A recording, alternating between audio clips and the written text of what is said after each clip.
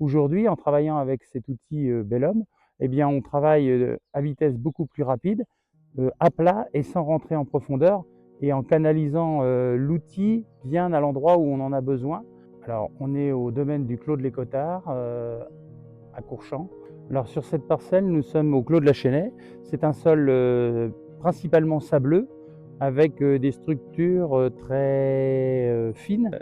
On a une biodiversité avec tout un tas de haies et d'arbres plantés tout autour qui nous amène à avoir une multitude d'insectes, mais de vie à l'intérieur de cette parcelle. Notre but dans cette parcelle, c'est de passer sans déstructurer les sols, en gardant des chevelus racinaires assez denses au niveau des adventices et sans trop les remuer et les secouer. On passe ici faire un premier scalpage avec un disque à l'horizontale et ensuite on va venir intervenir tout au long de l'année avec un système de disques avec une inclinaison qui va varier en fonction du type et de la densité des plantes, de façon à mulcher et à retourner le système racinaire pour le maintenir et le contenir sans forcément détruire la structure du sol, à la rendre trop fine, mais en la gardant avec le maximum de système racinaire qui va faire des mottes en fin de compte.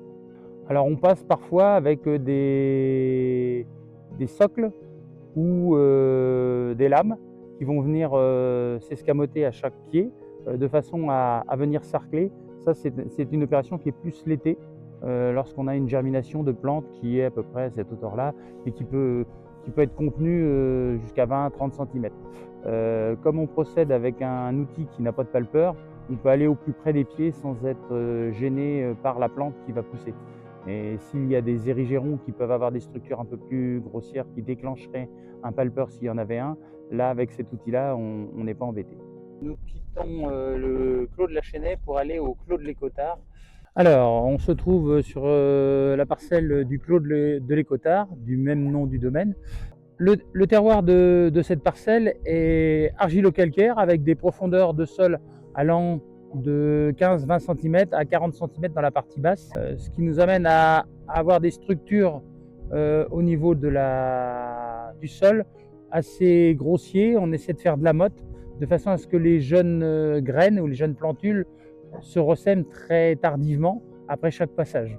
Pour obtenir ces structures grumeleuses, les différents outils sont des disques inclinés speedway ou lames flatway, lame circulaire.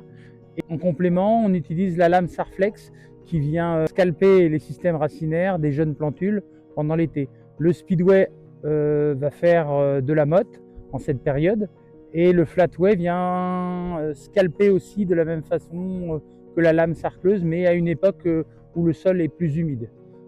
Avec ces trois outils, on arrive à gérer très facilement un sol enherbé, argilo-calcaire comme celui-ci. Alors le passage de ces différents outils, et notamment des speedways, selon les inclinaisons, vont apporter une sensation visuelle de butage, mais en réalité, on prend la terre à un endroit et on la retourne avec de l'air au même endroit, ce qui crée une sensation légère de butage qui va, pour certains, dire que le sol a été buté. Mais en réalité, si on raplatit ce sol, on n'a rien fait du tout, on a simplement retourné ce sol au même endroit. C'est très simple de voir que c'est le même sol, il suffit de retasser.